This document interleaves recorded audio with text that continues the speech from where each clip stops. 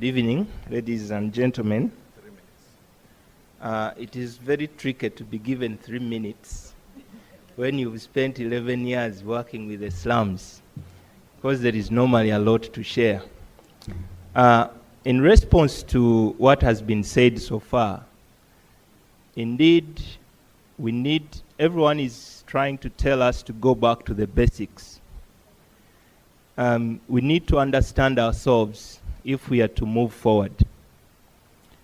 Our cities, as mentioned earlier, the challenge, we don't know who we are. We keep on lamenting, we keep on talking about things being defined by the Western world when we have failed to define our own Africa. In my own country, Uganda, we have been working very closely with our government to see that we unpack the challenges that our cities are facing.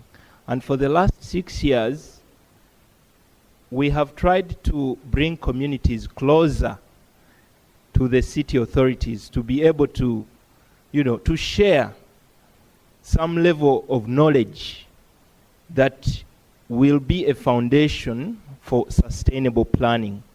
Because what we have seen for many years is that the plans are being developed with no serious focus and understanding of the reality. So the question of data generation, the data that informs our planning, all these we believe should be worked on through a participatory approach.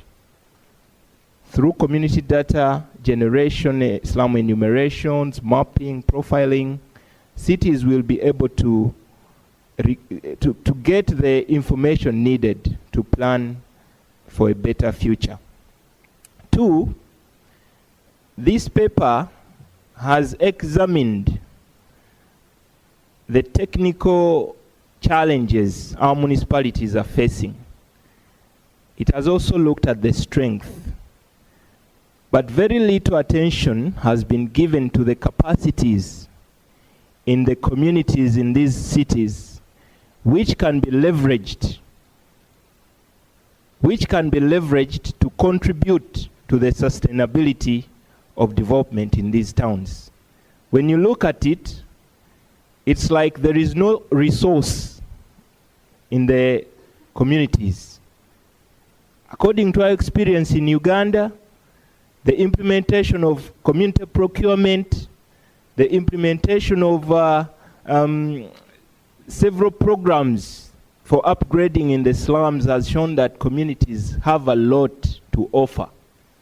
They have lots of resources, they have lots of information, which can be instrumental in actually reducing the challenges of our towns.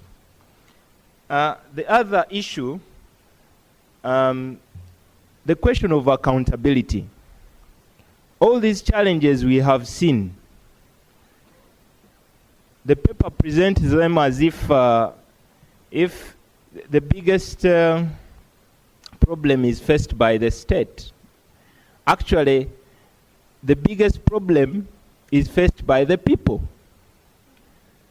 And my question is, how do we make sure that the people are part of all these processes? It is quite evident that communities have money which can come in to contribute to some of the infrastructure that we need to see in our cities. Communities can save, communities can invest in upgrading projects, which we need to consider as we do our own evaluations. But of course, as mentioned, the knowledge on how all these things can be done is still limited. That's why we see that when a local government invests, for example, $1 million in livelihood projects for the informal economy, the next day the same government goes and evicts the street vendors. then you're moving 5 steps ahead and 20 steps back. So those are the things we need to examine. How can we improve our systems by understanding the realities that our African cities need to address? Finally, in the paper I read the question of land. Land is an issue, as mentioned by our leaders earlier. We are not going to get land from heaven. There is no land. The square miles for Uganda are not going to be doubled or to expand. We need to work with these people who are occupying the land so that they become part of the solution. How do we engage them to understand concepts like land value capture, land sharing, land pooling, to be able to provide affordable land services for the urban poor, which can also accommodate other services needed by the people. In conclusion, moderator, don't worry, I'm concluding. We need to create an environment, even in these workshops, where we can go and see what cities are doing.